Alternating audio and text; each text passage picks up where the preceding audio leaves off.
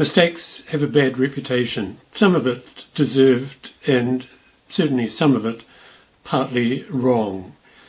There are mistakes and mistakes. Mistakes caused by negligence should actually be kept to a minimum. You do not want them. They don't serve much purpose, except maybe for people designing how roads go so that people don't make so many mistakes. Sometimes the actual structures within create mistakes.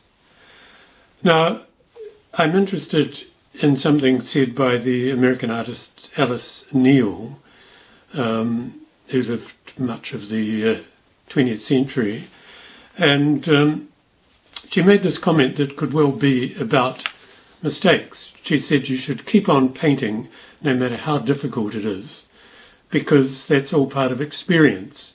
And the more experience you have, the better it is, unless it kills you and then you know you've gone too far. Now, besides that touch of whimsy, she's saying really experience includes figuring out what to do after each mistake. And it's worth remembering that scientific research is built around mistakes. You delve into thousands and thousands of possibilities and you're trying to find things that work, and you know perfectly well that most of them won't. For example, in testing vaccines, the vast majority of the tests either don't do anything or they show up and they do something, but there are other implications where you've got to adjust. I quite like a quote from Thomas Edison, the inventor, who said, I have not failed, I've just found 10,000 ways that won't work. And I think that's a very positive way of thinking, which fits in quite well with the science approach.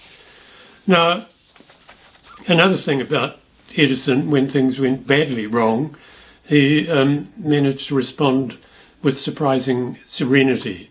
He had this huge factory where his inventions were being manufactured, and one night there was a humongous fire, and several fire brigades came rushing to help, but they ended up not being able to do anything. And Edison's response was to tell his son, go get your mother and our friends. They'll never see something like this again. And there was some considerable sort of novelty in that response. He wasn't panicking, he wasn't in a state of despair. He was looking forward to how to manage it and what to do next.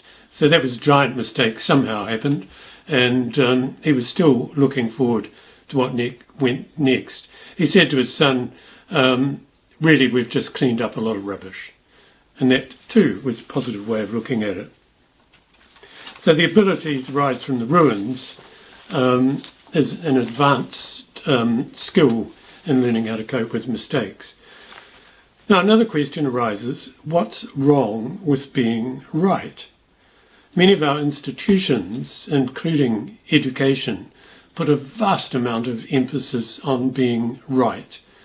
And I have a suspicion that this comes with a cost. So if you keep getting asked to be right, and if you keep seeing being wrong as a negative, then it's going to dampen your willingness to explore. And part what's going to happen is you're going to do more and more of what you're told. You're going to please the examiner, please the teacher, and behave. Now, in terms of creativity, with creativity, we're still trying to be safe in terms of looking after people, but we're trying to find new ground. And if you're always being right in terms of ground that's already covered, you can't proceed forward. You can't really be creative.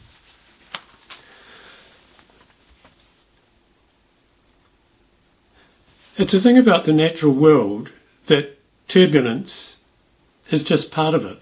And nature itself keeps evolving. So it's like nature responds to mistakes and finds a better way to be sustainable. That partly is what we have to do.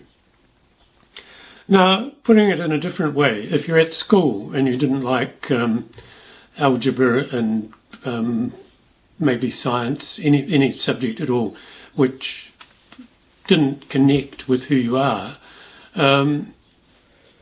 it means you're probably not going to get fancy test results, and you're going to drift back. And it's as if much of our culture is framed about this process of being right. If you keep getting right on a humongous scale, you get higher degrees and so on, and you get more highly paid jobs. Now, we have to ask, are those highly paid jobs all we need to deal with the turbulence of the world today? And I think the short answer is no. We have to be inclusive. Having those jobs is just fine, and in some areas of technology, for example, they are an enormous asset, but in other ways they're actually closing opportunities. Now,